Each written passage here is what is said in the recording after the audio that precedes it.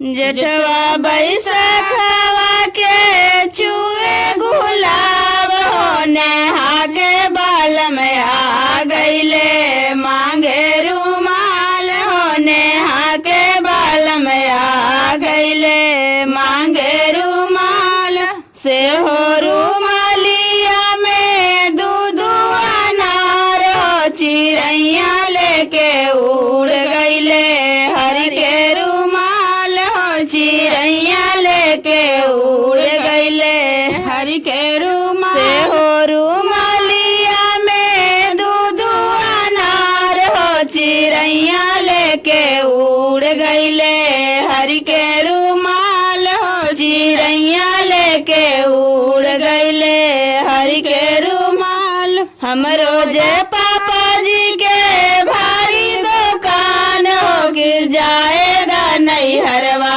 बाला मिलाए में रुमाल हो से जाएगा नैहरवा बाला मिलाए में रुमाल।